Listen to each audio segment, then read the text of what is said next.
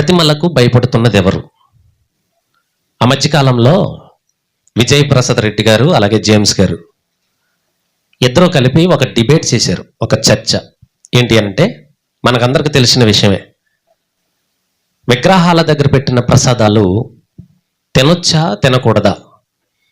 తినకూడదనేమో James గారు, తినొచ్చు పర్వాలేదు అందులో ఏమీ లేదు అని విజయ్ ప్రసాద్ రెడ్డి గారు మాట్లాడుతున్నారు కనుక వీరిరువురు మధ్య డిబేట్ చేయడం జరిగింది. చాలా మంది పెద్దలు వచ్చి ఆ కార్యక్రమంలో పాల్గొన్నారు. అయితే ఆ డిబేట్లో జేమ్స్ గారు మాట్లాడుతూ, విగ్రహాలు ఒట్టివి కాదు, వాటి వెనకాల శక్తి ఉంది. ఈరోజు మానవ ప్రపంచం అంతా కూడా ఎక్కువగా విగ్రహాల వెంబడి వెళ్తుంది అంటే ఏమీ లేకుండా ఎలాగెళ్తుంది? బైబిల్ కూడా ఖచ్చితంగా చెప్తుంది, వాటి వెనకాల శక్తి ఉందని చెబుతుంది. కాబట్టి ఈ విగ్రహాలు ఒట్టివి కాదు, అందులో శక్తి ఉంది. ఒక దుష్ట శక్తి విగ్రహాల వలన ఉందని జేమ్స్ గారు మాట్లాడారు.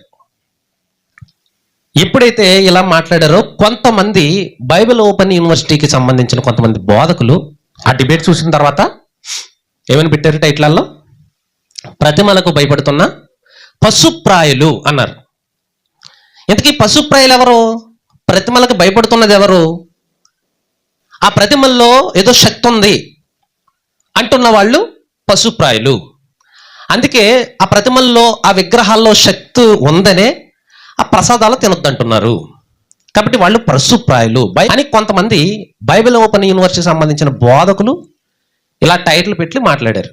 వాళ్ళతో నేను మాట్లాడాను, మీరు చెప్పిన బోధ తప్పు, ఎవరిని అంటున్నారు మీరు పశుప్రాయులని? అయితే ఆయన చాలా తప్పించుకుని మాట్లాడాడు. అవి నేను పాస్టర్ల గురించి మాట్లాడలేదు, విగ్రహాలకు పూజ చేసేవారి గురించి మాట్లాడాను, అన్యుల గురించి మాట్లాడాను, నేను పాస్టర్ల గురించి కాదు అన్నాడు. లేదు, మీరు పాస్టర్ల గురించే, పైగా మీరు స్టార్టింగ్లోనే మీరు పాస్టర్ల గురించి ఎత్తుకున్నారు. ఎవరైతే ప్రసాదాలు తినకూడదని బోధిస్తున్నారో వాళ్ళ గురించే మాట్లాడారు మీరు అని నేను మాట్లాడాను. చాలాసేపు వాదం జరిగింది. ఎట్టి పరిస్థితుల్లో మీరు నా పేరు వాడడానికి వీల్లేదు, మీరు చెప్పుకోవాలంటే చెప్పుకోండి, మీరు వివరణ ఇచ్చుకోండి, కానీ నా పేరు చెప్పడానికి కుదరదు, నా ఫోటో వాడడానికి వీల్లేదు. అతనికి పర్మిషన్ ఇస్తే ఖచ్చితంగా నేను ఈ వీడియో పేరు ఫోటో కూడా ఉపయోగించి నేను చెప్పేటోడిని, కానీ అది అక్కర్లేదు అన్నారు కాబట్టి సర్లే అని చెప్పి నేను మామూలుగా మాట్లాడుతున్నాను. అయితే వాళ్ళెవరో చాలా మందికి తెలుస్తుంది. సరే, ఇకపోతే వాళ్ళు ఏమని పేరు పెట్టారు, టైటిల్ ఏమని పెట్టారు? ప్రతిమలకు భయపడుతున్న పశుప్రాయులు అన్నారు.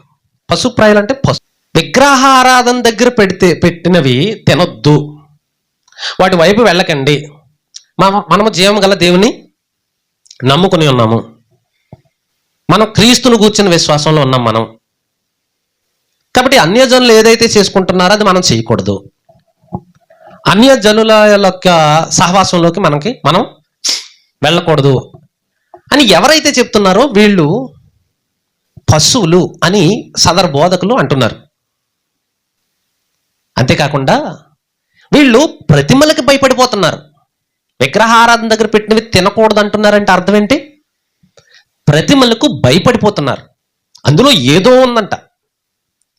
పైగా పేరు పెట్టి కూడా చెప్తున్నారు, పలానోడు హాడికి బుర్రలేదు, హాడికి మైండ్ లేదు అని మాట్లాడుతూ ఈడు ఎక్కడ చదువుతున్నాడు ఈడు అని అంటూ భయపడిపోతున్నారు. ప్రతిమలకు భయపడిపోతున్నారు, విగ్రహాలకు భయపడిపోతున్నారు. అందుకే తినొద్దు అంటున్నారు. విగ్రహాలకు భయపడిపోతున్నారు, అక్కడికి వెళ్ళొద్దు అంటున్నారు. వెళ్తే ఏమవుతుంది, అందులో ఏముంది అని ఇలాగ వ్యంగ్యంగా ఎటకారంగా మాట్లాడుతూ ఆ మెసేజ్ అంతా మాట్లాడారు. ఇప్పుడు నేను చెప్పబోయేది ఏంటంటే, ప్రతిమలకు భయపడుతున్నది ఎవరు అని పెట్టాను నేను. అసలు మీరు చెప్పినట్టుగా ప్రతిమలకు భయపడుతున్న వారు పశుప్రాయులైతే, విగ్రహారాధన దగ్గరికి వెళ్ళొద్దు అంటున్న వాళ్ళు పశుప్రాయులైతే, విగ్రహాల దగ్గర పెట్టిన ప్రసాదాలు తినొద్దు అంటున్న వారు భయపడిపోతుంటే, అయితే ఆ పశుప్రాయులు మొదట బైబిల్లో దేవుడు అవ్వాలి. అంటే సాక్షాత్తు ఇతను ఎవరిని అన్నట్టు? ఇప్పుడు దేవుణ్ణి అన్నట్టే. ఇప్పుడు నేనున్నాను, ప్రసాదాలు తినవద్దు అని అంటే, విగ్రహారం దగ్గరికి వెళ్ళొద్దు అని నేనంటే, నేను పశుప్రాయుణ్ణి ఎవరి దృష్టిలో? సదర బోధకుల దృష్టిలో. మరి అదే మాట దేవుడంటే, నేను అన్న మాట దేవుడంటే దేవుడు కూడా ఏమవుతాడు? ఇప్పుడు పశుప్రాయుడే కదా. నేను అన్నమాట బైబిల్లో ఉన్న భక్తులు అంటే వాళ్ళు ఏమవుతారు? ఇప్పుడు వాళ్ళు పశుప్రాయులే. అంటే టోటల్గా ఈ బోధకుడు ఎవరిని అంటున్నాడు? ఇప్పుడు సాక్షాత్తు దేవుణ్ణి, బైబిల్లో ఉన్న భక్తుల్ని. అంటే భయపడుతున్నది ఎవరు? ఇప్పుడు చూద్దాం, ఇప్పుడు కొన్ని మాటలు చూద్దాం. ఆది కాండము 1వ అధ్యాయం నుంచి 34వ అధ్యాయం వరకు కూడా ఎక్కడా విగ్రహారాధన గురించి మాట్లాడలేదు. 35వ అధ్యాయంలో యాకోబు గారు మాట్లాడుతున్నారు. ఆయన ఏమని మాట్లాడుతున్నాడో మనం చూద్దాం. ఇప్పుడు 35వ అధ్యాయము 1వ వచనం చూద్దాం. యాకోబు గారు మొదటి లిస్టులో. ఇప్పుడు యాకోబు గారు పశుప్రాయుడా, లేకపోతే ఈ బైబిల్ ఓపెన్ యూనివర్సిటీలో ఉన్న బోధకులాగా జ్ఞాన అని చూద్దాం ఒకసారి. దేవుడు యాకోబుతో, నీవు లేచి బేతేలుకు వెళ్ళి అక్కడ నివసించి నీ సహోదరుడు యాసవ్ ఎదుట నుండి నీవు పారిపోయినప్పుడు నీకు కనబడిన దేవునికి అక్కడ బలిపీఠమును కట్టమని చెప్పగా, దేవుడేమని చెప్పాడు యాకోబు గారికి? నువ్వు బయలుదేరి వెళ్ళిపో, నేను ఒక టైంలో నీకు కనబడ్డాను కదా. ఇంతకుముందు యాకోబు గారు 28వ అధ్యాయంలో, ఇది 35వ అధ్యాయంలో ఉన్నాం కదా, 35వ అధ్యాయంలో ఉన్నాం. అంటే సిరియా దేశం నుంచి యాకోబు గారు ఇప్పుడు కనాను దేశానికి రావాలి. రిటర్న్ జర్నీ అంటారు దీన్ని. అసలు జర్నీ ఎప్పుడు చేశాడు? 28వ అధ్యాయంలో చేశాడు. 28వ అధ్యాయంలో జర్నీ చేస్తూ ఆయన ఎక్కడ బేర్షెబా దగ్గర మొదలెట్టిన ప్రయాణం బేతేలు దగ్గరికి వెళ్ళినప్పటికీ అక్కడ ఒక రాత్రి నిద్రపోతాడు. అక్కడ ఒక రాయిని తలగడగ చేసుకుంటే దేవుడు అక్కడ కనబడి మాట్లాడి, దేవుడు నిన్ను ఆశీర్వదించేదను, నిన్ను గణపరిచేదను, నీ సంతానాన్ని విస్తారంగా చేసేదను అని చెప్పి దేవుడు మాట్లాడతాడు. అక్కడ ఎవరో ఆ యాకోబు గారు, ఇది పరిశుద్ధ స్థలం, ఇది దేవుని ఇల్లు, ఇది మామూలు ప్లేస్ కాదు అని చెప్పి అతను తలగడి కింద చేసుకున్న ఆ రాయి ఏదైతే ఉందో ఆ రాయిని అక్కడికక్కడే నిలబెట్టి దాని మీద నూనె పోస్తాడు. అంటే అర్థం ఏంటి? ఈ రాయి కాదు, ఇది ఫ్యూచర్లో ఈ రాయి మందిరం అవుతుంది. అంతేనా? దానికి ముందుగా శంకుస్థాపన చేశాడు, మన భాషలో మాట్లాడుకుంటే.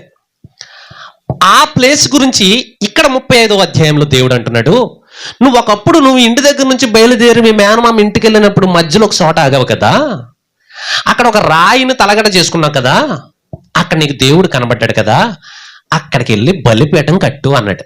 ఎవరు? దేవుడు.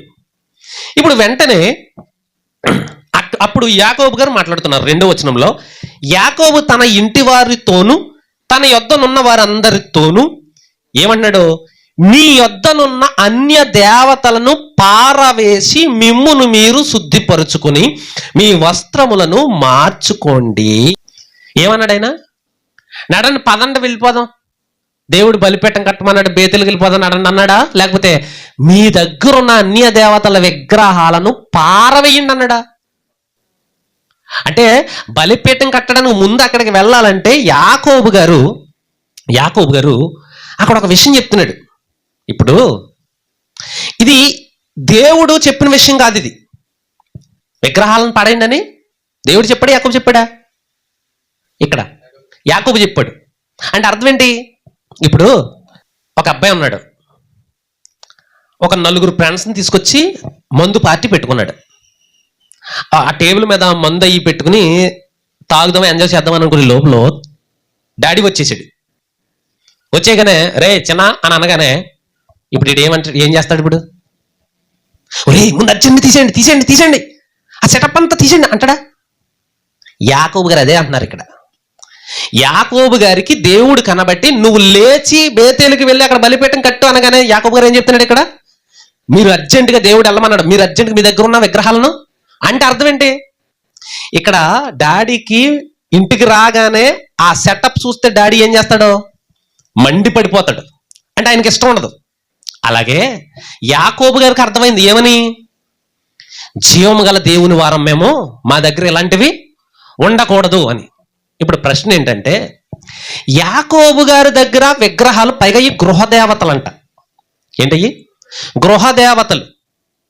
రాహేలు యాకోబు గారి రెండవ భార్య రాహేలమ్మ వాళ్ళ ఇంటికాడ నుంచి వాళ్ళ తండ్రి యొక్క గృహదేవతలను దొంగిలించి పట్టుకొచ్చేసింది. అవి చిన్న చిన్న విగ్రహాలు, వెండి బంగారంతో చేయబడిన విగ్రహాలు. మరి ఈవిడ ఎందుకు పట్టుకొచ్చేసిందో అంటే అది బంగారం అని పట్టుకొచ్చేసి ఉంటుంది. అందులో అది బంగారం అని పట్టుకొచ్చేవచ్చు, లేకపోతే లాభాను విగ్రహారాధన చేసినప్పుడు మరి కూతురు కూడా చేస్తారు కదా, వాళ్ళ ఆచారం ఉంటుంది కదా. ఇప్పుడంటే యాకోబు గారు వచ్చి నేను సర్వశక్తిమంతుడైన దేవుణ్ణి నమ్ముకుని ఉన్నాను, మా తాత అబ్రహాము, ఇస్సాకు, యాకోబు కదా. అబ్రహాము గారు ఏ దేవుణ్ణి అయితే నమ్ముకుని ఉన్నాడో, ఇస్సాక్ గారు ఏ దేవుడు అయితే నమ్ముకుని ఉన్నాడో, నేను అదే దేవుణ్ణి నమ్ముకుని ఉన్నాను. మా దేవుడు మీకులాగా గృహదేవతలు కాదు, ఆయన శక్తిమంతుడు, సర్వశక్తిమంతుడు అని చెప్పుంటాడు. అప్పుడు ఈయన వెంబడి వచ్చేసారు వీళ్ళు తర్వాత. అవునా? వచ్చేసిన వాళ్ళు ఎలా వచ్చేసారు? ఈ గృహదేవతలను కూడా పెట్టుకుని తీసుకొచ్చేసింది. ఎందుకు తీసుకొచ్చేసి ఉంటుంది? అది బంగారము అని తీసుకొచ్చేసి ఉండొచ్చు, లేదా అమ్మో మనం అక్కడికి వెళ్తే మరి మన దేవతలు మనకు కూడా రావాలి కదా. ఆ దేవతలు ఎవరి దేవతలు? తండ్రి దేవతలు. ఇంట్లో పెట్టుకున్న దేవతలు. యెజబెల్ కూడా సీదోను దేశం నుంచి ఆహాబు ఇంటికి వచ్చింది. వస్తా ఏం తెచ్చుకుంది? బయలు దేవతను తెచ్చుకుంది. తెచ్చుకున్నది ఇంట్లో పెట్టుకుంటే సరిపోను, వాటిని ఇంకా దాని నుంచి ఇంకా అనేక విగ్రహాలు తయారు చేసి మొత్తం దేశం అంతా పెట్టించింది, మొత్తం ఇజ్రాయెల్ దేశం అంతా పెట్టించింది. అవునా? ఈ రాహేలు, లేయా వీళ్ళు కూడా గృహదేవతలను తెచ్చుకున్నారు. ఎందుకు? అయితే బంగారం, వెండి మనకు ఫ్యూచర్లో అవసరం అవుతుందని తెచ్చుకోవచ్చు, లేదా మనం పూజించుకోవాలి కదా. మనం ఆల్రెడీ తండ్రితో ఉన్నప్పుడు మనం పూజించే కాబట్టి మనం పూజించడానికి వెళ్తే ఏం పూజించుకుంటాం అని తెచ్చుకుని ఉండొచ్చు. ఇప్పుడు వాటిని ఎవరు చూశారు? యాకోబు గారు చూశారు. చూడగానే దేవుడు పలకగానే దేవుని మాటకు లోబడిన యాకోబు గారు వెంటనే ఇంట్లో ఉన్న వాళ్ళకి ఆర్డర్ వేస్తున్నాడు. ఏమని? పారేసేయండి, పడేయండి వాటిని. ఇప్పుడు సదరు బోధకులు ఏమంటారంటే విగ్రహం ఒట్టిదే, అందులో ఏమీ లేదు. యెషయా గ్రంథంలోనూ, ఇర్మీయా గ్రంథంలోనూ, అలాగే కీర్తన గ్రంథంలోనూ ఎన్నో చోట్ల విగ్రహము ఒట్టిది, అది ఒక మనిషి చేస్తాడు, ఒక మనిషి తయారు చేస్తేనే అది విగ్రహం అవుతుంది. కర్రతో చెయ్యొచ్చు, రాయితో చెయ్యొచ్చు, బంగారంతో చేయొచ్చు, వెండితో చేయొచ్చు, దేంతో చేసిన అది ఏంటది? విగ్రహం. అందులో ప్రాణం ఉండదు, చూడదు, విందో, వాసన చూడదు, నడవదో, ఏం పని చేయదు అని వచనాలు ఉన్నాయి. అవి అందరూ చదివేవే, ఈరోజు అనేక మంది బోధకులు చదువుతున్నవే. దేవుని యొక్క ద్వారాని మనకు అర్థం అవ్వాలి. దేవుని యొక్క ఆయన ఆలోచన ఏంటో మనకి అర్థం అవ్వాలి. దేవుడు ఒక పక్క విగ్రహంలో ఏమీ లేదురా అంటాడు, ఈ పక్క వచ్చిన వాళ్ళు అంటాడు అవి దెయ్యాలు అంటాడు. అదేంటి ప్రభు ఏమీ లేదంటే మరి దెయ్యం అంటాం ఏంటి? దెయ్యం అంటే ఏంటి? అదొక శక్తి. దెయ్యం అంటే అదొక దుష్ట శక్తి, దురాత్మ, దెయ్యం అంటాడంతే. బైబిల్లో సింపుల్గా. ఇప్పుడు కూడా బైబిల్లో ఎందుకు, మామూలుగా మన సమాజంలో మనం మాట్లాడుకుంటే అడిగితే ఒక దెయ్యం అంటే ఏంట్రా అంటే, దెయ్యం అంటే ఏంట్రా బాబు, పిచాచి అంటారు. పిచాచి అంటే దుష్ట శక్తి, అదొక మనుషులను చంపుకు తినేది. మనుషులకు ఉపయోగపడేది ఎవరు? దేవుడు, దేవత అంటారు. మంచి వాళ్ళని ఏమంటారు? దేవత అంటారు. చెడ్డ వాళ్ళని దెయ్యం అంటారు. అంటే మంచి శక్తిని అయితే దేవుడు, దేవత అంటారు, చెడ్డ శక్తిని అయితే దెయ్యం అంటారు. అపవాది చెడ్డ శక్తా, మంచి శక్తా? అపవాది చెడ్డ శక్తి, కాబట్టి దాన్ని ఏమనాలి? దెయ్యం అనాలి. ఓకేనా? రైట్. యాకోబు గారితో దేవుడు మాట్లాడి నువ్వు బేతేలుకి వెళ్ళి అక్కడ బలిపీఠం కట్టు అని అనగానే యాకోబు గారు వెంటనే సరే సార్ వెళ్తాం సార్ అని చెప్పి నడండి వెళ్దాం అంటాం అనేసి ముందు విగ్రహాలను పారేయండి అంటున్నాడు. ఆ విగ్రహంలో ఏమీ లేదని బైబిల్లోనే చెప్పాడు. మరి ఏమీ లేకపోతే అవి తీసుకొచ్చిన విగ్రహాలు ఏంటవి? వెండి, బంగారం. చాలా కాస్ట్ అయ్యి. మరి వాటిని పడేయమంటున్నాడంటే ఎందుకు పడేయమన్నాడు? ఇందులో ఏమీ లేదు కదా, ఇది పడేయటం ఎందుకు? మన సదరు బోధకులు అన్నట్టు అందులో ఏ శక్తి లేకపోతే ఏమీ లేకపోతే పడేయవలసిన పనే వచ్చింది. భయపడుతున్నాడు అంటే ప్రతిమలకు యాకోబు ఏమవుతున్నాడు? భయపడిపడుతున్నాడు. ప్రతిమలకు భయపడుతున్న యాకోబు ఇప్పుడు చెప్పండి ఏమవుతాడు? పశుప్రాయుడా? ప్రతిమలకు భయపడుతున్న యాకోబు పశుప్రాయుడా ఇప్పుడు ఈ సదరు బోధకుడు ప్రకారం? ఎందుకంటే ఈరోజు పాస్టర్లు చాలా మంది విగ్రహాల దగ్గర పెట్టినవి తినకూడదు, వాటి జోలికి వెళ్ళకండి అని ఈరోజు పాస్టర్లు ఎలాగైతే చెప్తున్నారో, ఆ రోజు కూడా యాకోబు గారు వాళ్ళ దగ్గర ఉన్న విగ్రహాలను పడేయండి, అవి మనకొద్దు అంటున్నాడంటే, ఈ రోజు బోధకులు పశుప్రాయులైతే మరి ఆ రోజు యాకోబు గారు కూడా ఏమవ్వాలి? పశుప్రాయుడు అవ్వాలి. అంటే ఇప్పుడు ఈయన ప్రతిమలకు భయపడుతున్న పశుప్రాయులనే టైటిల్ ఏదైతే పెట్టాడో ఇది ఎవరికి వర్తింతది? ఇప్పుడు ఈ సదరు బోధకుల బోధ ప్రకారంగా ఎవరు పశుప్రాయులు? ఇప్పుడు యాకోబు పశుప్రాయుడు. ఇంకోటి చూద్దాం ఇప్పుడు, నిర్గమకాండము 20వ అధ్యాయము 1వ వచనం నుంచి చూద్దాం. యాకోబు గారి తర్వాత నెక్స్ట్ లీస్ట్లోకి వచ్చే రెండో పేరు ఎవరో చెప్పనా? దేవుడు. ఎవరు? ఎందుకు ఈ 20వ అధ్యాయాన్ని మాట్లాడింది ఎవరు? సాక్షాత్తు దేవుడు మాట్లాడి, ఇక్కడ స్పీకర్ ఆయనే. 20వ అధ్యాయం 1వ వచనంలో దేవుడు ఈ ఆజ్ఞలన్నీ వివరించి చెప్పాను. ఆజ్ఞ అంటే ఏంటి? ఆజ్ఞ అంటే ఆర్డర్. ఆర్డర్ అంటే అది రిక్వెస్ట్ కాదు, అది రిక్వెస్ట్ కాదు. ఒరే నాయన ప్లీజ్ రా, ఇది ఆచరించరా, ఇది నేను చెప్పినట్టు చెయ్యరా అని అంట. రిక్వెస్ట్ కాదు, అది ఆర్డర్. మీరు ఖచ్చితంగా చేయవలసిన పనులు, ఆజ్ఞలు ఖచ్చితంగా చేయవలసినవి. ఏంటది? 2వ వచనం, నీ దేవుడైన యెహోవాను నేనే దాసుల గృహమైన ఐగుప్తు దేశములో నుండి నిన్ను వెలుపలికి రప్పించి తిని అని చెప్పి ఏమన్నాడు? నేను తప్ప వేరొక దేవుడు నీకు ఉండకూడదు. అంటే దేవుడు ఈ మాట పలికేటయానికి, నిర్గమకాండము సీనాయి కొండ దగ్గర ఈ మాటలు పలికేటయానికి భయంకరమైన విగ్రహారాధన ఉంది ప్రపంచం అంతా. అర్థమైందా? ఆ టైంలో ఆయన మాట్లాడుతూ నేను తప్ప వేరొక దేవుడు ఉండకూడదు. ఎందుకు? ప్రపంచం అంతా ఎక్కువ దేవుళ్ళు ఉన్నారు. అప్పుడు నేనే మిమ్మల్ని ఐగుప్తు నుంచి తీసుకొచ్చాను, నేనే మిమ్మల్ని గద్దరెక్కల మీద మోసుకొచ్చాను, నేనే మిమ్మల్ని విడిపించాను, నేనే నేనే నేనే అని అంటూ దేవుడు నేను తప్ప వేరొక దేవుడు మీకు ఉండకూడదు అని చెప్పి 4వ వచనంలో పైన ఆకాశం అందే గాని క్రింద భూమి అందే గాని భూమి క్రింద నీళ్ళ ఎందే గాని ఇండు దేని రూపమునైనను విగ్రహమునైనను నువ్వు చేసుకొనకూడదు. దేని రూపమునైనను, రూపం అంటే ఇమేజ్, ఏంటి? డ్రాయింగ్, దాన్ని ఏమంటారు? ఫోటో కానీ విగ్రహము కానీ. ఫోటో అంటే జస్ట్ అలా ఒక చిన్న పేపర్ మీద అలా గీసేయడం, అది సులువా? లేకపోతే అదే బొమ్మని ఒక విగ్రహం చేయడం సులువా? ఫోటో సులువు, ఒక బొమ్మ అలా గీయడమే సులువు. అదే బొమ్మని ఒక విగ్రహం రూపంలో చెక్కడం అంటే కష్టం. కానీ దేవుడు అంటున్నాడు ఫోటో కూడా మీకు ఉండకూడదు. ఏమన్నాడు? దేని రూపమునైనను విగ్రహమునైనను నీవు చేసుకొనకూడదు, వాటికి సాగిలపడకూడదు, వాటిని పూజింపకూడదు. ఎందుకంటే ఎలాగనగా యెహోవానగు నేను రోషము గల దేవుడును అంటున్నాడు. ఎవరంటే ఈయన? రోషము గల దేవుడు. ఎందుకు పూజించకూడదు? ప్రభువా అందులో ఏమీ లేదంటున్నారయ్యా, నువ్వేంటి అలా భయపడిపోతున్నావు?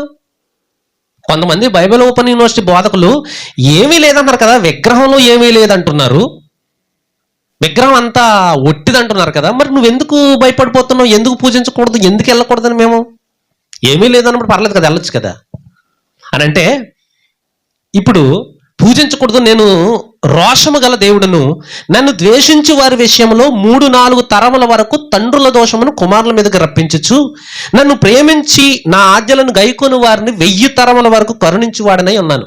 అంటే దేని రూపమునైనా చేసి విగ్రహారాధన చేస్తే నన్ను ద్వేషించిన వారు అవుతారు.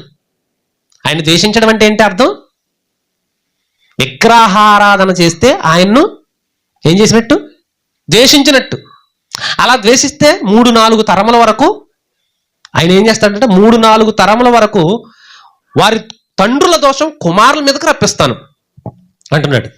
నన్ను ప్రేమించి నా ఆజ్ఞలను గైకుంటే, అంటే నేను చెప్పినట్టుగా వింటే 1000 తరముల వరకు మిమ్మల్ని కరుణిస్తాను అంటున్నాడు.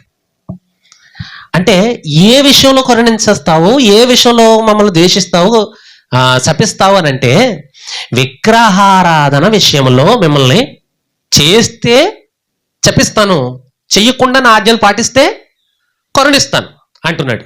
అవునా? అంటే విగ్రహారాధన అంటే ఎందుకు అంతలా ఇదైపోతున్నావు ప్రభువా, చేస్తే ఏమవుతుంది, అందులో ఏమీ లేదు అని మా బోధకులు అందరూ చెప్తున్నారు కదా, నువ్వెందుకు అంత ఇదైపోతున్నావు, ఎందుకు అంత కంగారు అయిపోతున్నావు? బొమ్మే కదా అది, మామూలు బొమ్మే. బొమ్మకు పూజ చేస్తే ఎందుకు 3-4 తరముల వరకు ఎందుకు శిక్షించాలి? అంత నేరం ఏం చేశాం మేము? అయితే ఈ లెక్కనే నువ్వు కూడా అందులో ఏదో ఉందని భయపడిపోతున్నావు. ఎవరు? దేవుడు. ఈయనకు కూడా ఈ విగ్రహాల్లో ఏదో శక్తి ఉందని భయపడిపోతున్నాడు అన్నమాట. అందుకే చేయొద్దు అంటాడు కదా. ఇప్పుడు ఈరోజు బోధకులు ప్రసాదాలు తినొద్దు అంటున్నారు కదా, ఆయన అసలు విగ్రహారాధన దగ్గరికే, అసలు ఆ పక్కకే వెళ్ళొద్దు అంటున్నాడు. అసలు రూపాన్ని ఫోటో కూడా మీరు ఊహించుకోకూడదు ఒక రూపాన్ని. ఎందుకు? ద్వితీయోపదేశ కాండంలో 4వ అధ్యాయం ఉంటాడు. ఆయన మీతో మాట్లాడినప్పుడు ఆయన ఏ రూపమును కూడా మీరు చూడలేదు, చూడలేనప్పుడు ఏ రూపమును మీరు చేసుకోవద్దు అంటాడు. అంటే ఇక్కడ దేవుడు ఎందుకు ఈయన కూడా పదే మీరు చెయ్యొద్దు వెళ్ళొద్దు, అలా చేస్తే మీరు నన్ను ద్వేషించిన వారు అవుతారు అని అంటున్నాడంటే, అంటే ఈయన కూడా భయపడిపోతున్నాడా ఇక్కడ? దేవుడు కూడా భయపడిపోతున్నాడా విగ్రహాలకే? అంటే ఆ విగ్రహాల దగ్గరికి వెళ్ళారంటే ఇక మళ్ళీ తిరిగి రారేళ్ళలో, అయ్యో ఎట్టి పరిస్థితులు వెళ్ళలేం అని దేవుడు కూడా భయపడిపోతున్నాడా ఇక్కడ? అంటే ఈరోజు మరి ప్రసాదాలు తినొద్దు అంటున్నవారు భయపడిపోతున్నారు కదా వీళ్ళ బోధ ప్రకారంగా. మరి దేవుడు కూడా భయపడిపోతున్నాడు అక్కడ?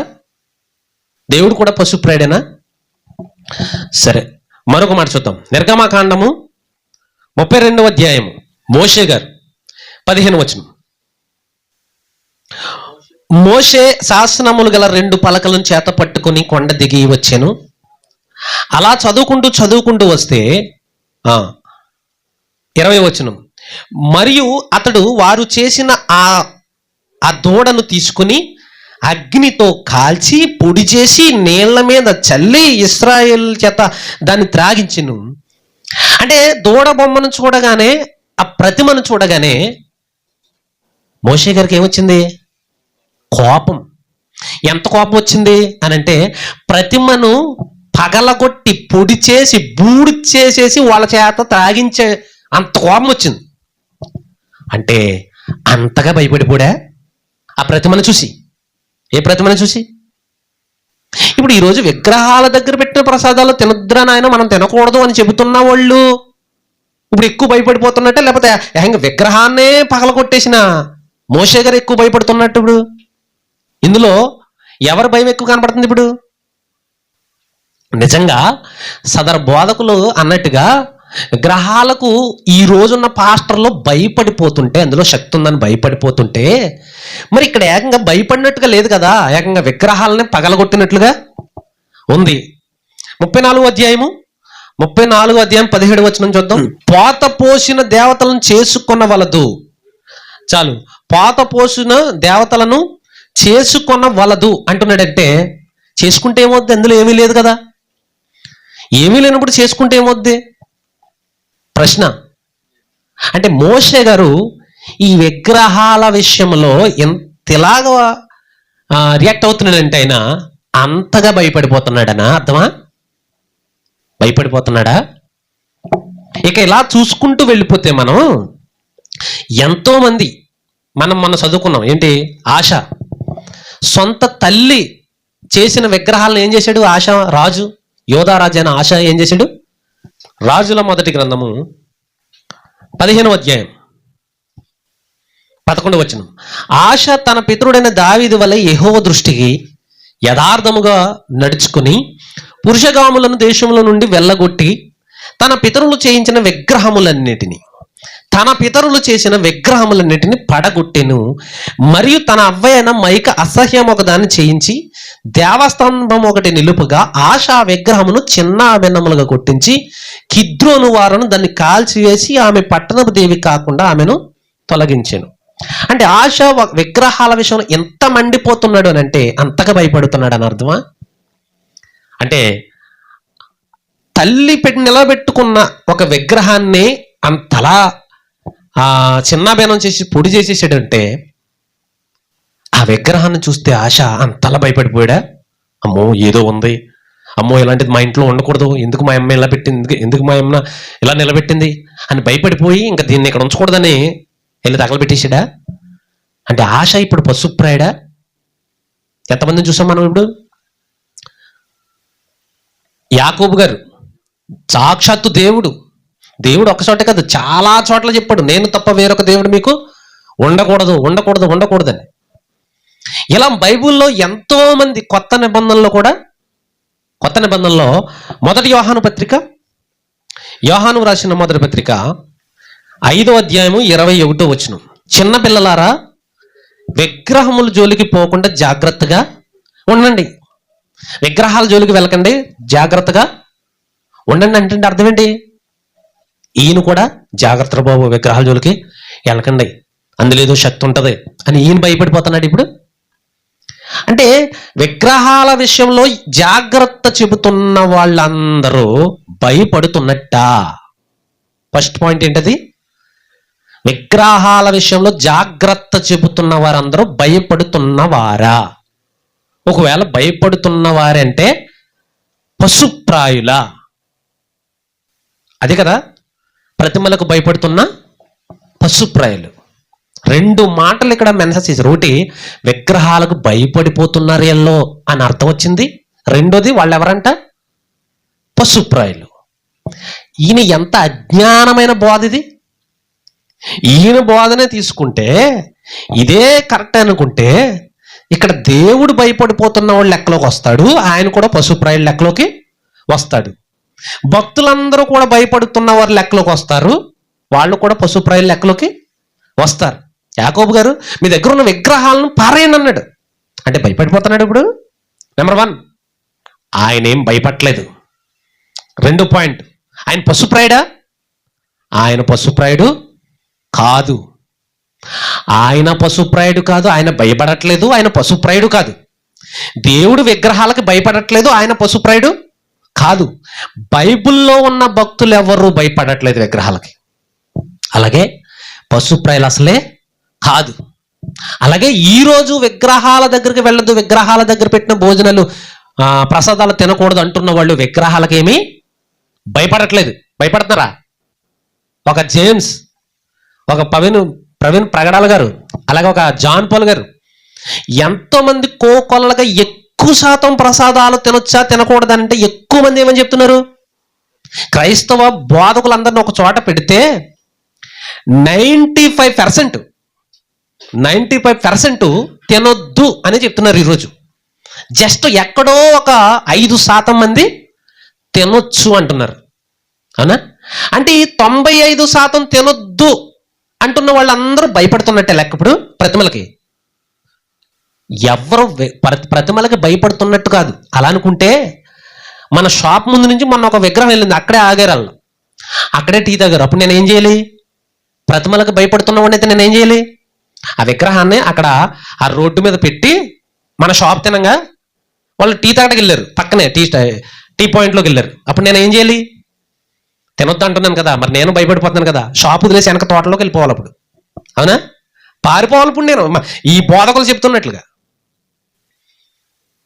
మనకు తెలుసు ఏంటి, అవి ఒట్టి విగ్రహాలే. దేవుడు చెప్పాడు, అవి మేము చదివాం. ఎవరైతే తినకూడదు అంటున్నారో వాళ్ళందరూ చదివిన వచనాలే. ఏంటి? విగ్రహము ఒట్టిది. చూద్దాం, ఒక 2 మాటలు చూద్దాం.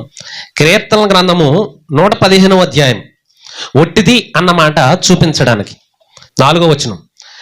వారి విగ్రహములు వెండి బంగారువి, అవి మనుష్యుని చేతి పనులు, వాటికి నోరుండి పలకవు, కన్నులుండి చూడవు, చెవులుండి వినవు, ముక్కులుండి వాసన చూడవు, చేతులుండి ముట్టుకొనవు, పాదములుండి నడువవు, గొంతుకుతో మాట్లాడవు, వాటిని చేయువారును వాటి యందు నమ్మకించువారును వారందరూ వాటి వంటి వారై ఉన్నారు. అంటే విగ్రహాలు ఎలాంటివంట? ఏమీ చేయవయ్యి, తయారు చేయబడ్డాయి. ఇప్పుడు యెషయా గ్రంథం వెళ్దాం, చాలా విషయాలు ఉన్నాయి కానీ అక్కడక్కడ ఒకటి రెండు చూద్దాం. 44వ అధ్యాయం 14 వచనం చూద్దాం. 14. ఒకడు దేవదారు చెట్లను నరకవలనని పూనుకుంటాడు. ఏ చెట్టునంట? దేవదారు చెట్టును నరుకుదామని పూనుకున్నాడు. తర్వాత శ్మశాన వృక్షమును గాని, సరళ వృక్షమును గాని, సింధూర వృక్షమును గాని, అడవి వృక్షముల్లో ఏదో ఒక దాన్ని తీసుకున్నాను. ఏదో ఒక చెట్టుని నరికాడు. అర్థమవుతుంది మీకు?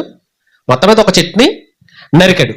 ఒకడు చెట్టు నాటగా వర్షము దాన్ని పెంచును, ఒకడు పొయ్యి కట్టెలకు వాటిని ఉపయోగించును. ఆ చెట్టుని ఏం చేస్తాడంట? పొయ్యికి అన్నం వండుకోవడానికి ఉపయోగించును. వాటిలో కొంత తీసుకుని చలి కాచుకునేను, నిప్పు రాజబెట్టి రొట్టె కాల్చుకునేను. ఒక తుండు తీసుకుని దానితో ఒక దేవతను చేసుకునేను, దానికి నమస్కారం చేయును. దానితో ఒక విగ్రహం చేసి దానికి సాగిల పడును. కిందకు వచ్చినప్పుడు అంటున్నాడు, అతను తీసుకున్న చెట్టు సగమేమో చలి కాసుకున్నాడు, సగమేమో అన్నం వండుకున్నాడు, సగమేమో ఏదో చెక్క చేసుకున్నాడు, మంచం చేసుకున్నాడు, ఆ పని ఈ పని చేసుకున్నాడు, ఓ మొక్క ఏమో దేవుణ్ణి చేసుకున్నాడు అని చెప్తున్నాడు ఇక్కడ. అంటే ఒక్కటే మొక్కలో అన్ని రకాలుగా అతను వాడుకున్నాడు. అదే మొక్కలోంచి ఒక దేవుడిగా చేసుకుని పూజ చేసుకున్నాడు. తెలివి లేదా తనకే అని అన్నాడు దేవుడు ఇక్కడ. ఏమన్నాడు? తెలివి లేదా అంటున్నాడు. ఈ వ్యక్తికి తెలివి లేదా అని దేవుడు ప్రశ్నిస్తున్నాడు. నెక్స్ట్ ఇంకో మాట ఏంటంటే, ఇర్మియా గ్రంథము 10వ అధ్యాయం 3వ వచనం. జనముల ఆచారములు వ్యర్థములు, అడవిలో నొకడు చెట్టు నరుకున్నట్లు అది నరకబడును, అది పనివాడి గొడ్డలతో చేసిన పని. వెండి బంగారం చేత పనివారు దాన్ని అలంకరింతురు, అది కదలకయుండునట్లు మేకులు పెట్టి సుత్తులతో బెగగొట్టి దాన్ని నిలుపుదురు. అవి తాటి చెట్టు వల్ల తిన్నగా ఉన్నవి, అవి పలుకవు నడువ నేరవు కనుక వాటిని మోయవలసి వచ్చాను. వాటికి భయపడకుడి, అవి హాని చెయ్యనేరవు, మేలు చేయట వాటి వలన కాదు అంటున్నాడు. అంటే ఏమి చేయవై, అసలు వాటిని ఒక వ్యక్తి తయారు చేస్తున్నాడు. అవి తయారు చేయబడ్డాయి కానీ వాటంతటా అవి ఉన్నవి కావు. ఇంకో విషయం ఏంటంటే, అవి తయారు చేసిన తర్వాత ఒక మనిషి మొయ్యాలి, ఒకరు మొయ్యాలి దాన్ని. దేవుడు అంటున్నాడు, నేను మిమ్మల్ని మోస్తానంటున్నాడు. దేవుడు ఏం చేస్తాడంట? దేవుడేమో మనుషులను మోస్తాడు, మనుషులేమో బొమ్మలు మోస్తారు అంటున్నాడు అక్కడ. అంటే మనకు ఎందుకు ఈ 3 సందర్భాలు ఎందుకు చదివించాను? ఇంకా చాలా సందర్భాలు ఉన్నాయి. ఎందుకు చదివించానంటే మనకు తెలుసు ఏమని, ఇక్కడ అవి ఏమీ చెయ్యవు, అవి మనిషి చేసే పని. విగ్రహము అంటే మనిషి యొక్క పని, మనిషి యొక్క టాలెంట్ అది. విగ్రహం చేయడం అంటే దానికి పూజ చేయడం, దానికి నమస్కరించడం అని అంటే అది అవివేకం అన్నాడు.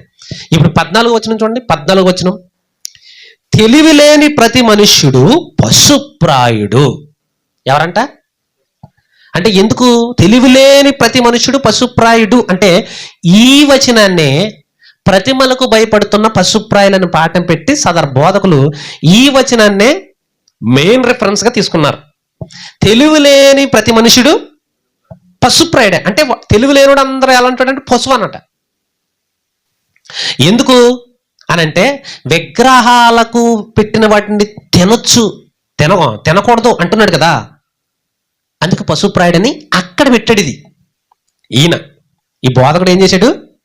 దే విషయంలో పశుప్రాయుడు అని అంటే విగ్రహాలకు భయపడిపోతున్నారు, అందులో ఏదో ఉంది, ఏదో శక్తి ఉంది, అందుకే అక్కడ పెట్టిన వాటిని మనం తినకూడదు, అటువైపు వెళ్ళకూడదు అని బోధిస్తున్నారు కదా.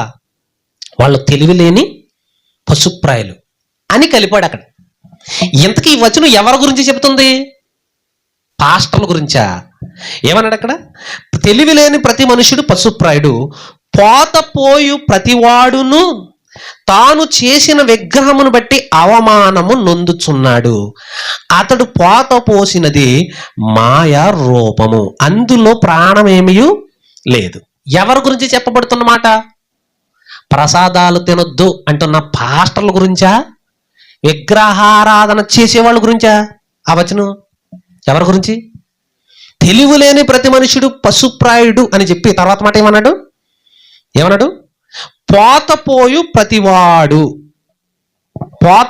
ప్రతివాడు తాను చేసిన విగ్రహం బట్టి అవమానము పొందుచున్నాడు. అంటే ఎవరి గురించి చెప్పబడిన మాట అది? చేసేవాళ్ళ గురించి. విగ్రహాలు చేసేవాళ్ళ గురించి మాట్లాడిన మాట అది. అయితే విషయం ఏంటంటే, జేమ్స్ గారు ఏమన్నారు? విగ్రహాల వెనక, విగ్రహములు ఏమీ లేదు కానీ విగ్రహాల వెనక శక్తి ఉంది. శక్తి లేకుండా ఎవరు అక్కడికి వెళ్ళలేరు, ఖచ్చితంగా ఉంది అని ఆయన చెప్తే, ఆయన మాటకు అందుకే ప్రతిమలకు భయపడుతున్న పశుప్రాయులని ఈయన మెసేజ్ చెప్పాడు. ఎందుకు? వాటి వెనకాల ఏమీ లేదు. నిజమే, దేవుడు ఏమీ లేదనే రాయించాడు. మనం చూసాం కదా, యెషయా గ్రంథంలో చూసాం, కీర్తనల గ్రంథంలో చూసాం, ఇప్పుడు ఇర్మియా గ్రంథంలో చూసాం. ఏమీ లేదు అన్నాడు కదా. ఏమీ లేదు అన్న దేవుడే ఆ విగ్రహాల వెనకాల ఏముందో కూడా చెప్తున్నాడు. దేవుడు ఏముందో చూద్దాం. విగ్రహాల వెనకాల ఏముందో చూసుకుని మనం ముగించేసుకుందాం. లేవియ కాండము 17వ అధ్యాయము 7వ వచనం. వారు వ్యభిచారులై అనుసరించుచూ వచ్చిన దెయ్యముల పేరట వధించినట్లు ఇక మీదట తమ బలి పశువులను వధింపరాదు. ఇది వారి తరతరములకు వారికి నిత్యమైన కట్టడ అన్నాడు. ఏమన్నాడు? దెయ్యముల పేరట వధించినట్లు వధించకూడదు అన్నాడు. అంటే ఇశ్రాయేలుకు మోషే గారి ద్వారా ఇస్తున్న ఆజ్ఞ ఏంటంటే, ఇప్పటి వరకు ప్రపంచంలో ఎన్నో విగ్రహాలు కనబడుతున్నాయి. దేవుడు అంటున్నమాట ఎవరితో? మోషే గారితో. మోషే పైన ఏమన్నాడు చూడండి, మొదటి వచనం. మరియు యెహోవా మోషేకు ఇలాగూ సెలవిచ్చాను. అంటే ఎవరితో మాట్లాడుతున్నాడు దేవుడు? మోషేతో దేవుడు మాట్లాడుతూ ఏమంటున్నాడు తెలుసా? హలో మోషే, ఇప్పటి వరకు ఈ ప్రపంచంలో ఉన్న విగ్రహాలకు ఎక్కడెక్కడ పడితే అక్కడ విగ్రహాలు ఉన్నాయి. వాటికి బలులు ఎలా పడితే అలాగా ఇచ్చేశారు. అలా నాకిస్తే కుదరదు. అర్థమవుతుందా? నాకు బలి ఇవ్వాలంటే నేను ఒక రూల్ పెడతాను. కింద చెప్తాడు. కిందకి వెళ్ళినప్పటికీ ఏమంటాడంటే 3వ వచనం నుంచి చూద్దాం. ఇది యెహోవా ఆజ్ఞాపించిన మాట. ఇశ్రాయేలు కుటుంబంలో యెహోవా మందిరము ఎదుట యెహోవాకు అర్పణం అర్పించుటకు పూనుకునువాడు. అంటే ఏమన్నాడు తెలుసు దేవుడు? మోషే, ఎవడైనా నాకు బలి ఎవరన్నా ఇవ్వాలనుకుంటే, అర్పణ ఎవరన్నా అర్పించాలంటే దీనికి ఒక కట్టడి పెడుతున్నాయా? ఏంటి? ఎంతవరకు ప్రపంచంలో ఎన్నో విగ్రహాలు ఉన్నాయి, ఎన్నో గుడులు ఉన్నాయి, ఎంతోమంది దేవతలు ఉన్నారు, దేవుళ్ళు ఉన్నారు. వాళ్ళకి ఎలా పడితే అలా బలు ఇచ్చేసారు. ఎక్కడ పడితే అక్కడ. ఆ చెట్టు కాడ ఇచ్చేస్తారు బలి, ఆ పుట్టకాడ ఇచ్చేస్తారు, ఆ చేల్లో ఇచ్చేస్తారు, ఎక్కడ పడితే అక్కడ. మనం చూస్తున్నాం కదా, ఎక్కడ పడితే అక్కడ ఇచ్చేస్తారు బలులు. అక్కడెక్కడనే ఏముండదు.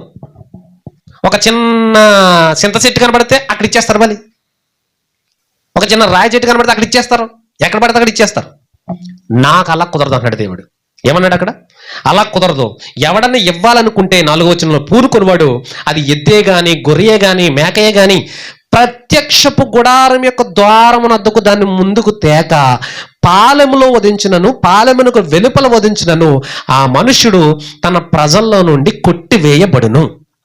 కొట్టివేయబడడం అంటే చచ్చిపోవాలడు. రాళ్లతో కొట్టి చంపండి. అంటే ఒక కట్టడ పెడుతున్నాడు ఇక్కడ. మీకు అర్థమయ్యేటట్టు చెప్తాను.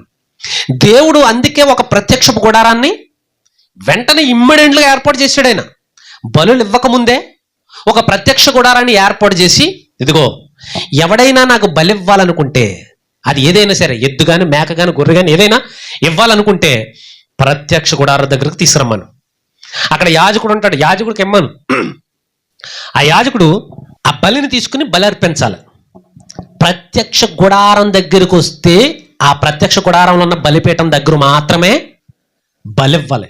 అలా కాకుండా అన్యజనులు ఎలాగైతే ఇస్తున్నారో నేను కూడా బయట ఎక్కడన్నా ఇచ్చేస్తానులే, ఏ చెట్టు కూడా పుట్టు కూడా ఎక్కడన్నా ఇచ్చేస్తానులే అని చెప్పేసి ఎక్కడ పడితే అక్కడ వదిస్తే వాడిని అర్జెంటుగా ఇశ్రాయేల్ సమాజం నుంచి కొట్టేయండి. అంటే అర్థం ఏంటి?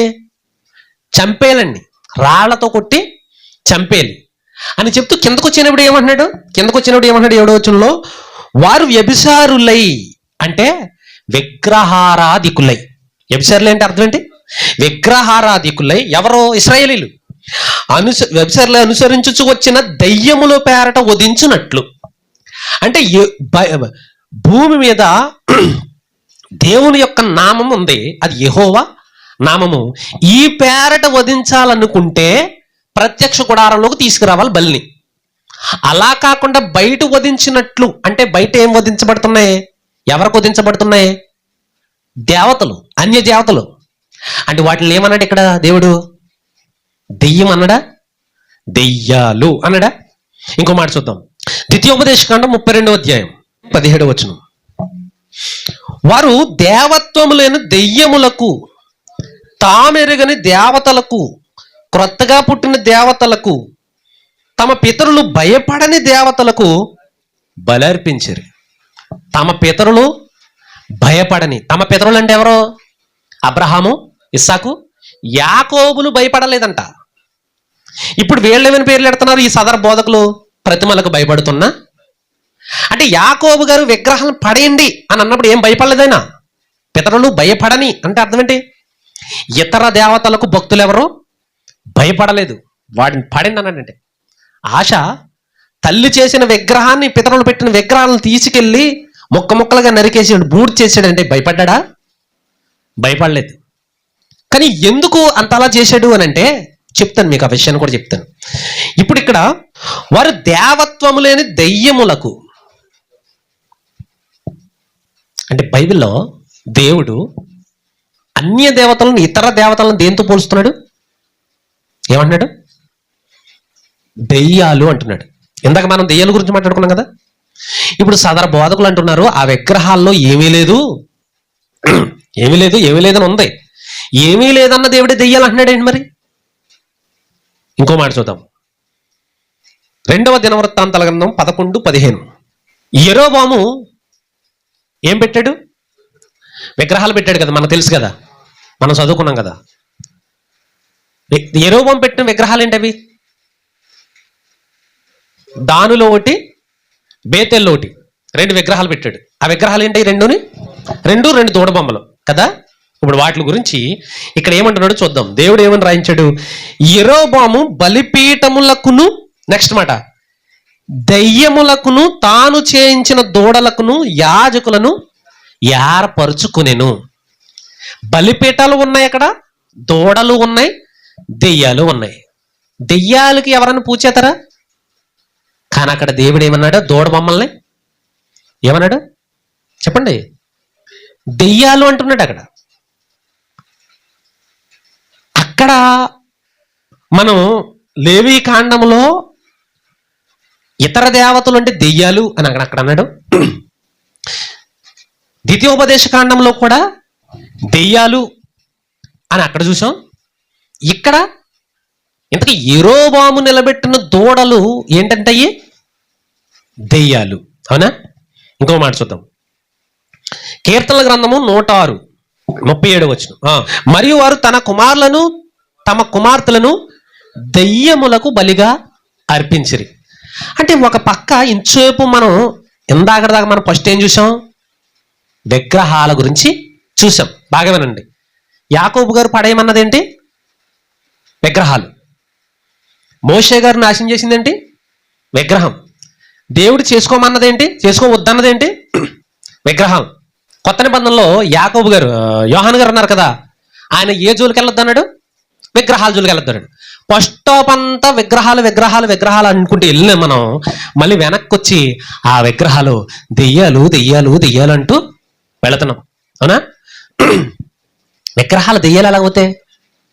అందులో ఏమీ లేనప్పుడు దెయ్యం ఎలాగవుతుంది? అది ఈ మహానుభావుడు ఏమన్నాడంటే, ఈ సదర బోధకుడు, అందులో దెయ్యపు శక్తి ఉండదు, దేవుడి శక్తి ఉండదు అన్నాడు. దేవుడి శక్తి ఎలా ఉంటుంది? అందులో దేవుడి శక్తి ఎలాగూ ఉండదు. ఎందుకు? దేవుడు ముందే చెప్పాడు, నేను ఈ రాయిలోను రప్పలోను అక్కడ పడితే అక్కడ ఉండేవాడిని, కాను నేను జీవము గల దేవుణ్ణి, నాకు రూపం అంటూ లేదని చెప్పాడు. అర్థమవుతుందా? అంటే ఇప్పుడు దేవుని శక్తి ఎలాగో ఉండదు. అసలు దేవుడే ఒక విగ్రహము అంటేనే దేవుడికి మండిపోద్ది. అలాంటిది ఆయన శక్తి అందులోకి ఎందుకు వస్తుంది? రాదు. కాబట్టి దేవుని శక్తి అలాగే ఉండదు. ఇక దెయ్యపు శక్తి ఉందా అంటే అది కూడా లేదు అంటున్నాడు ఇతను. ఎవరో ఈ సదర బోధకుడు. మనం ఇప్పటి వరకు మనం దేని గురించి మాట్లాడుకుంటూ వచ్చాం? లేవీకాండంలో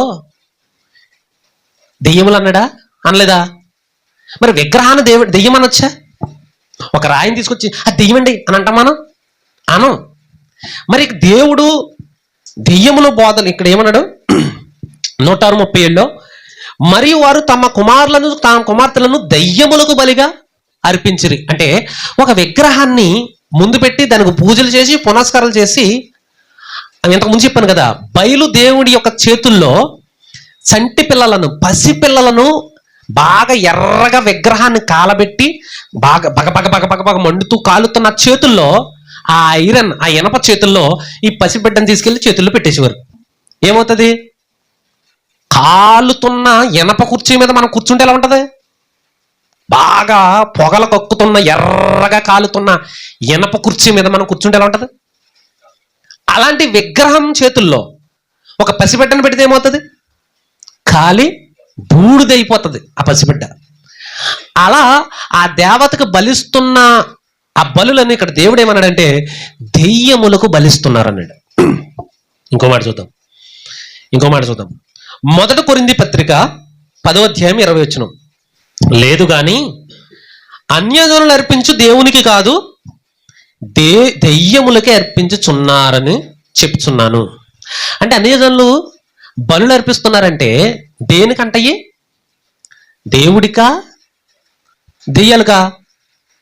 వాళ్ళు దేవతలు అనుకుంటున్నారు, వారు మహాశక్తులు అనుకుంటున్నారు, అవి అనుకుంటున్నారు. కానీ బైబిల్లో దేవుడు ఏమన్నాడు వాటిని? కొన్ని పాత నిబంధన అనుకుంటే కొత్త నిబంధనకు వచ్చినప్పుడు కూడా, కొత్త నిబంధన గ్రంథంలో కదా మనం ఉన్నాం. ఇప్పుడు కొత్త నిబంధన కాలంలో ఉన్నాం కదా మనం. కొత్త నిబంధన కాలంలో పౌలు గారు అన్యజనులు అర్పించే ఆ విగ్రహాలను ఏమన్నాడు ఇక్కడ? దేవుడు అన్నాడు, దెయ్యమన్నాడా? దెయ్యం అంటే ఒక దుష్ట శక్తికి అంటున్నాడు ఇక్కడ. అన్యజనులు అర్పించే బలులు దైవశక్తికి కాదు, దేశక్తికి, దెయ్యపు శక్తికి అంటే దుష్ట శక్తికి అర్పించుచున్నారు అన్నాడు. మరొక మాట మనం చూద్దాం. ప్రకటన గ్రంథం, ఫైనల్ గ్రంథానికి వెళ్ళిపోదాం. ప్రకటన గ్రంథము 9:20. ఈ దెబ్బల చేత చావక మిగిలిన జనులు దయ్యములను చూడను, వినను, నడవను, శక్తి లేనివై బంగారు, వెండి, కంచు, రాయి, కర్రతో చేయబడిన తమ హస్తకృతములైన విగ్రహములను, పైన ఏమన్నాడు? దయ్యములను అనంటే మనం ఇంతకు చదువుకున్నాం కదా, ఆ విగ్రహం చూడదు, వినదు, నడవదు అని చెప్పి చదువుకున్నాం కదా. యెషయా గ్రంథంలో, ఇర్మియా గ్రంథంలో, అటు కీర్తనల గ్రంథంలో చదవలేదు ఇందాక. వాటిని మెన్సస్ చేతి ఇక్కడ ఏమంటున్నాడంటే ఈ దెబ్బల చేత చావక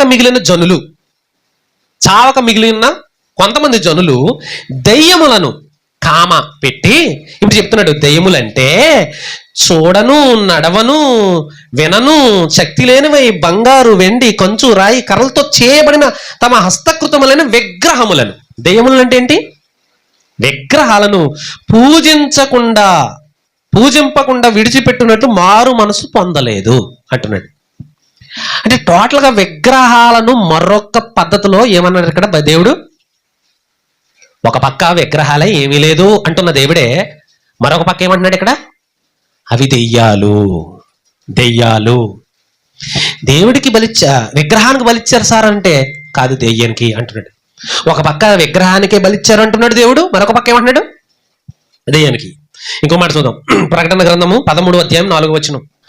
ఆ మృగమునకు అధికారమిచ్చినందున వారు ఘట సర్పమునకు నమస్కారము చేసిరి.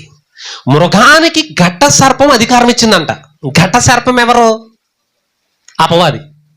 ప్రారంభంలో అవ్వమ్మను మోసం చేసింది ఎవరు? మహాఘట సర్పం. ఇదే అపవాదే. ఇదే అసలైన దెయ్యం. ఇదే అసలు దెయ్యం. ఏం చేశారంట వాళ్ళు? పైనుంచి మనం చూస్తే 2వ వచనం నుంచి మనం చూస్తే, నేను చూసిన ఆ మృగము చిరుతపులిని పోలి ఉండెను. ఆ మృగం ఎవరో కాదు, మొన్న మీకు చెప్పాను. రోమా సామ్రాజ్యం, రోమా ప్రభుత్వం, రోమా ప్రభుత్వం. ఓకేనా?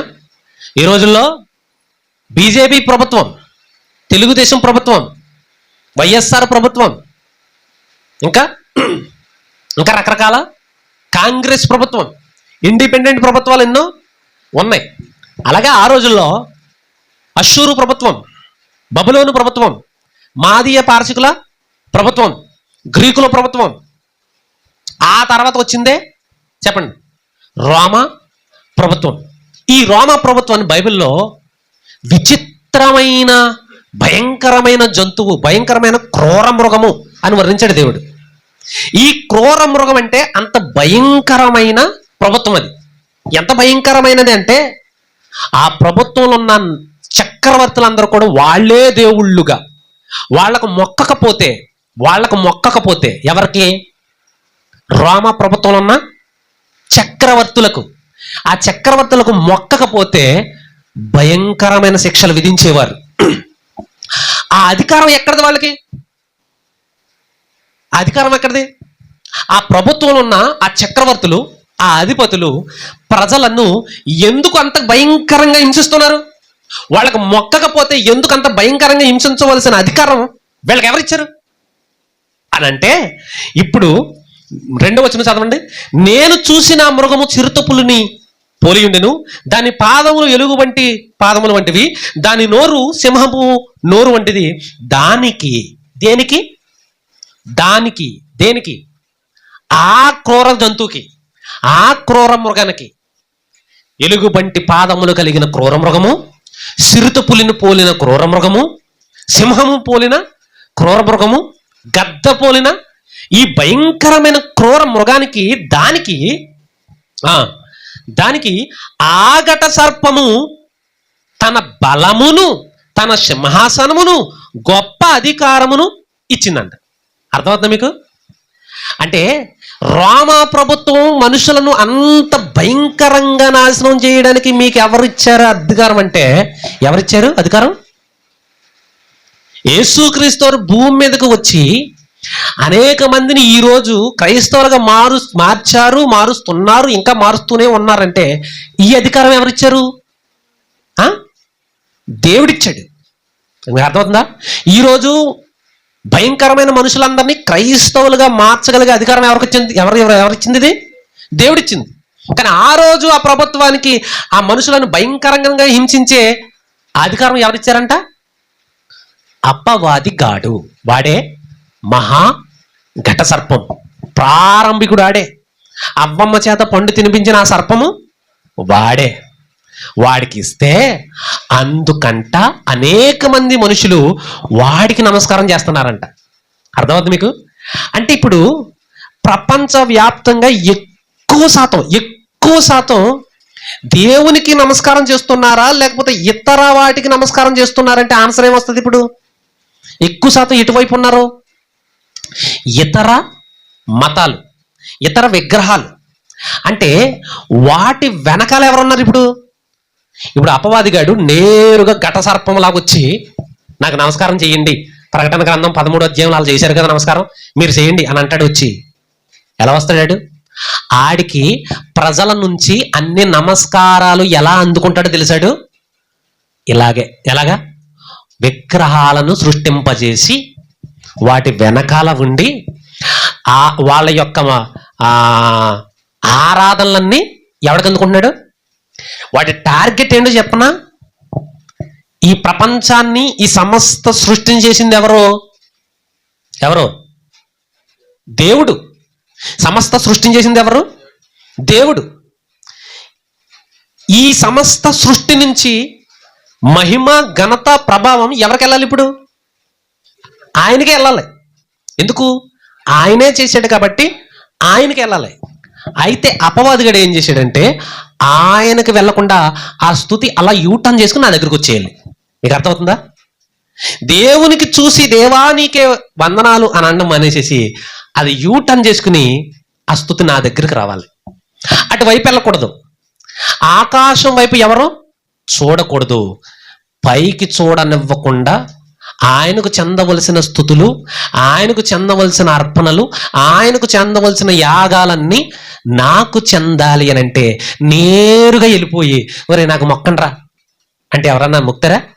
అపవాదిగడి దగ్గరికి వెళ్ళి జేరుగా అదే రూపంలో వెళ్ళి, లేకపోతే అలాగే వెళ్ళిపోయి అవ్వమ్మకి మోసం ఇచ్చినట్టుగా మోసపుచ్చితే ఈరోజు ఎవరైనా ఉన్నారా అలాంటి వాళ్ళు?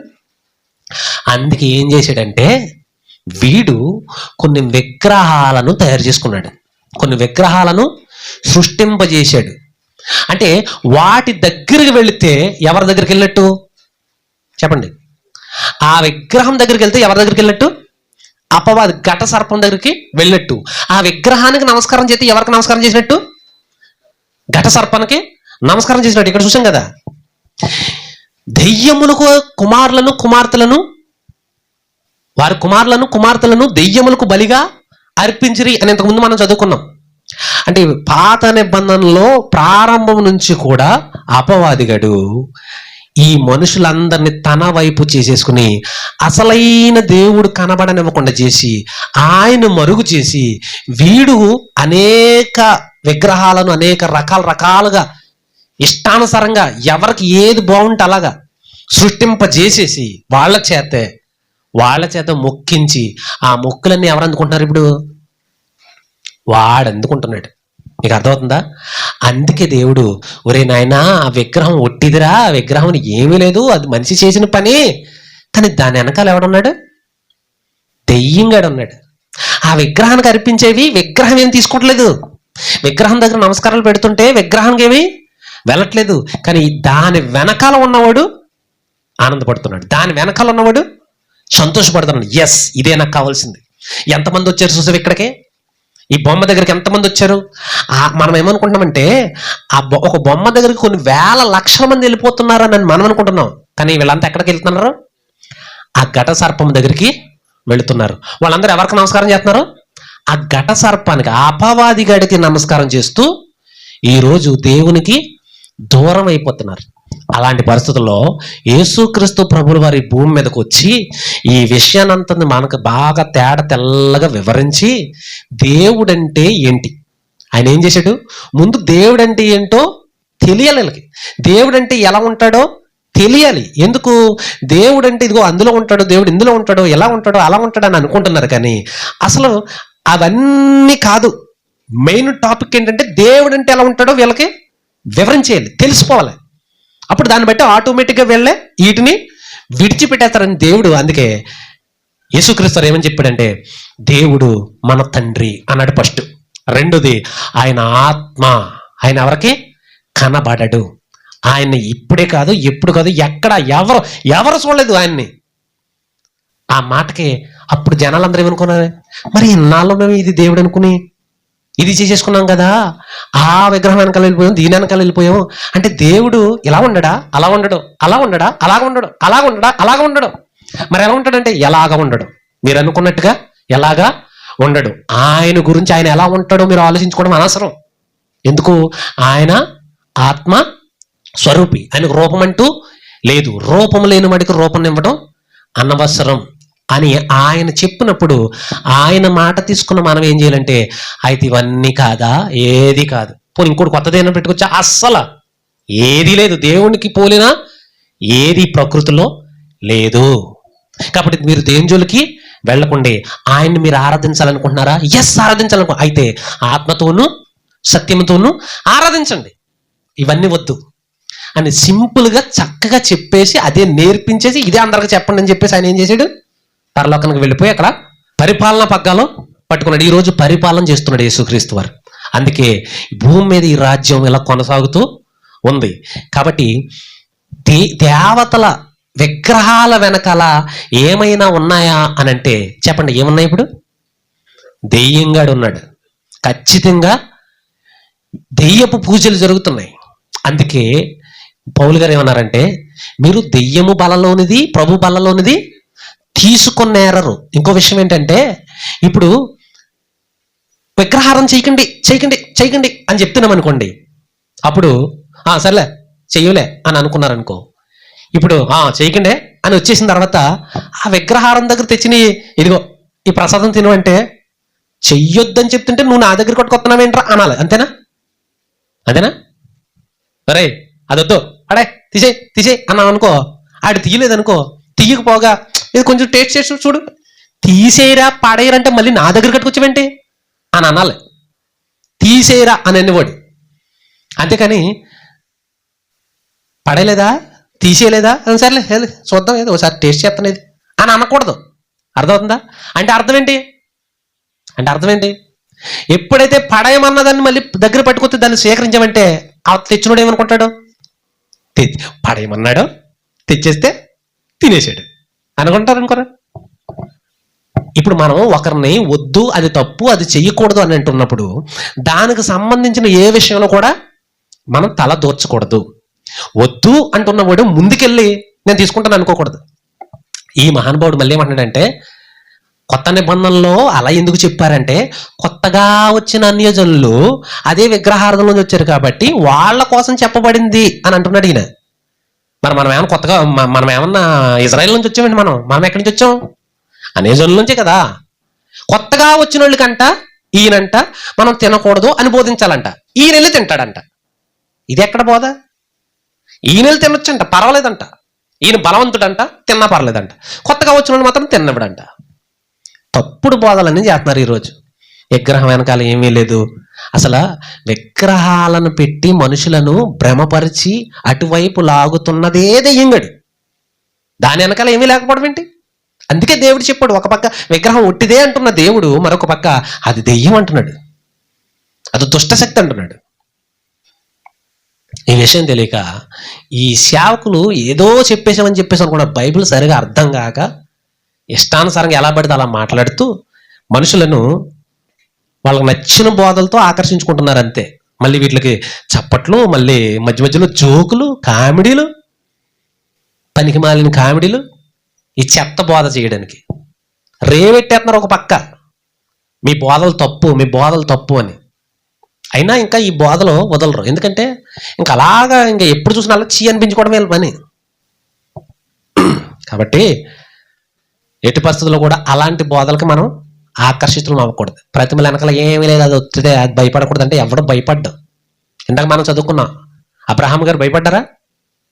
ఇందాక మనం చదువుకున్నాం కదా, తమ పితరులు భయపడని దేవుళ్ళకు, దెయ్యములకు అని చదువుకున్నాం. అంటే అబ్రహాం గారు, యాకోబు గారు, ఇస్సాకు గారు ఎవరు ఏ దేవతలకి భయపడలేదు. వాళ్ళు వద్దన్నారంతే, తీసేయండి, అది దేవుడు కాదు, అది దెయ్యం గడి చేస్తున్న పనులు అయ్యి క్యాన్సిల్ చేయండి, మన దేవుడు ఉన్నాడు, మన దేవుడి దగ్గర రండి అన్నారంతే. వాళ్ళు ఈరోజు కూడా ప్రపంచవ్యాప్తంగా చాలామంది నిజమైన సేవకులు ఏమంటున్నారంటే, విగ్రహాల దగ్గరికి వెళ్ళకండి, అది మనకు సంబంధించింది కాదు, అది అపవాది గడి చేసిన పనులన్నీ వదిలిపెట్టండి, మన దేవుడి దగ్గరికి వచ్చేయండి, మన దేవుడు ఇస్తున్నాడు, అది మనం భుజిద్దాం, మనం తిందాం, దేవుడిని ఆరాధిద్దాం అని అంటున్నారు. మనం కూడా దేవుడిని ఆరాధించాలి, కానీ తప్పు బోధలకే ఎట్టి పరిస్థితుల్లో కనెక్ట్ అవ్వకూడదు. ఇలా బోధలు ఎలా ఉంటాయంటే మనుషులను ఆకర్షించుకునేటట్టు ఉంటాయి. ఎట్టి పరిస్థితుల్లో మనం ఆకర్షించుకోకూడదు. వాటికి మనం ఆకర్షింపబడకూడదు మనం. ఓకేనా? ప్రార్థన చేసుకుందాం.